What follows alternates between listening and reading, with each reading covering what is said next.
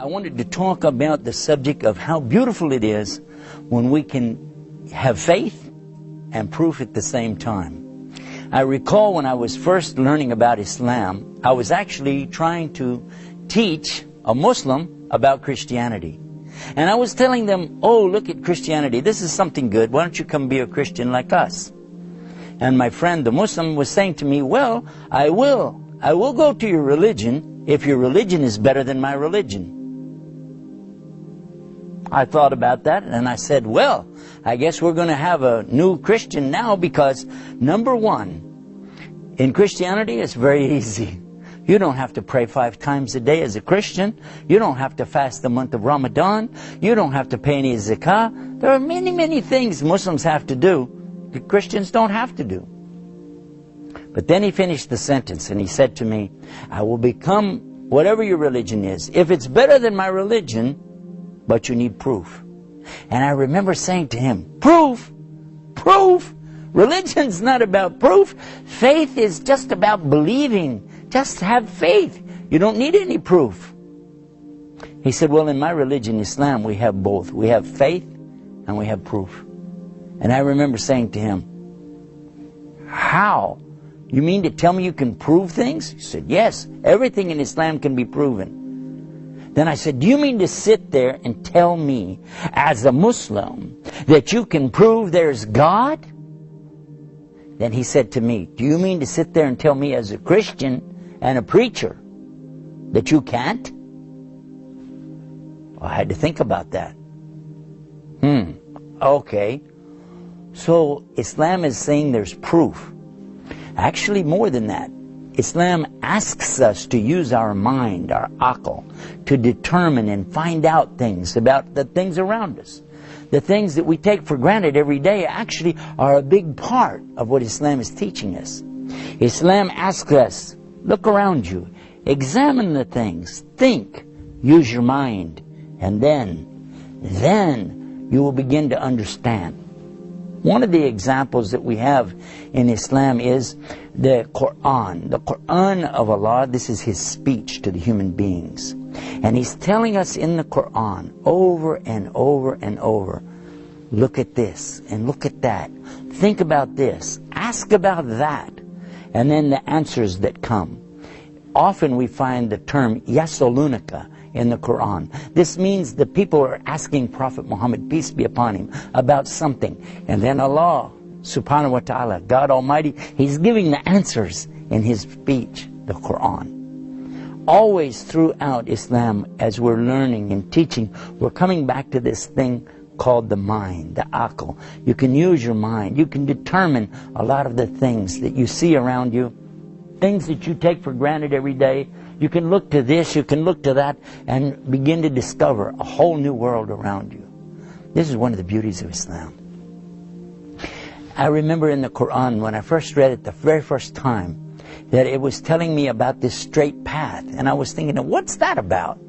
And here it is. You read it in the very opening of the Quran, in chapter 1, called Fatiha. There are only 7 verses. And listen to what it says. It says, Ihdina siratul mustaqim. Now we've talked about some of the other verses in the Quran, but today let's look at that. What does that mean? Ihdina. Well, ihdi is coming from hidayah, or guidance. Ihdina, guide us. Sirat, this is a straight path. Mustaqim. And this means the straight path which you're going to stay on this thing and you're going to go with it. How about the idea here that you've only asked for one thing out of 7 verses in this chapter? Only one thing you ask for, guidance. Because now this is showing you, for instance, that there's only one straight path, but many people could be on that path at the same time. Guide us to your straight path. And this is a request. We're making this request to Almighty Allah. We're asking Him to guide us. Now, watch what happens when we go into the next chapter. We go to the next chapter and it says, Alif, Lam, Mim. It says that is the book, meaning the book with Allah, wherein there's no doubt. There's no doubt. And then the word Huda. It means what? Guidance.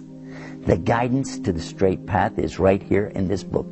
Just a few verses after you ask for it, Ihdina Siratul Mustaqim, here it comes, Huda lil Muttaqin. And what is Muttaqin? It's those who are having taqwa. Taqwa for Allah. Now look at this word, and it's so beautiful when you know the Arabic language. The taqwa means to put a partition, a veil, a barrier between you and the punishment of Allah. So if the person is a believer in Allah and he's trying his best to please Allah and not displease Allah so as to not get Allah's anger on him, then this person, he's going to be on the guidance, the Huda. And this is really what it's all about. I recall when I first came to Egypt the very first time, and a friend of mine was a doctor, and I was going down to his place on the Nile, which is the Nile River. And he asked me a question. He said, can you tell us what it's like to go from some other religion, to go from what you were in before, to come into Islam? Could you tell us about it? I said, well, I don't know how I would describe something like that. And then I realized, I said, okay, I was looking at a boat in the water in the Nile River, the Nile. I said, there's one word I need from you. He said, what word? I said, the back of the boat. There's this thing, you steer the boat. What do you call this? He said, duffa. Duffa. What is duffa? This is the thing in the back of the boat to steer. Okay. Now I can tell you. I said, imagine yourself now for a minute that you're out in the water, you're here in this boat, and you're blindfolded. And you can't hear. Something's in your ears, your eyes are closed, and you have no duffa. You don't have a steering wheel. You're just in the boat. You feel the boat moving this way, and that way, and this way, and that way, and you have no idea. And this is all you've ever known. Oh, you feel the wind. You feel the water if it rains. You feel the motion, but you don't know where you're going or why, and you have no idea what your purpose is to be there. Then suddenly one day somebody removes this blindfold from you. Somebody is taking this stuff out of your ears. You can see, you can hear, and most important, they're giving you the steering wheel, the duffa. Now, this is the difference, because when you come to Islam, you can see, you can hear, and you have control. You have the control over your life. Now, by the way, just in case you didn't catch this, this is a good parallel, because just because you have a steering wheel, just because you can see, just because you can hear, doesn't guarantee that you're going to go the right way, does it? No. But it sure gives you a head start over the guy who's sitting in another boat with his eyes closed, ears are plugged up, and he has no duffa. Make sense? Yeah, makes a lot of sense.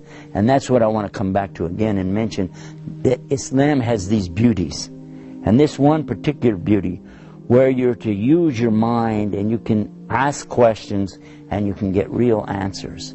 Answers that really, when you think about it, they make a lot of sense. You're not forced to just accept something that somebody says, just have faith, brother. Just have faith. Well, faith is great if you've got something to base it on. If you can see something, you can hear something, and you have some control, some steering wheel, this is a great advantage. And it's probably one of the bigger attractions, I think, of all of the beauties of Islam that we've been talking about. I think this is one of the most emphatic of all of them. That it comes to you in a way that once you start using your mind and your heart, and then you see what Allah is having in front of you, it becomes a lot easier to accept and then to put into practice. All of this is just one of the many beauties of Islam. The beauties of Islam are many, and if we tried to enumerate them and count them, I think we would run out of time. And we're running out of time even now as I'm speaking to you. This program is too short. We wish we had more time to cover all of these beauties of Islam. And when we think about it and examine this brain that we have and realize that it was given to us, the knowledge that we have, that we're thinking with, This is all part of something in the Quran which we find. Allah is telling us in the Quran clearly that He is the one that has all the knowledge.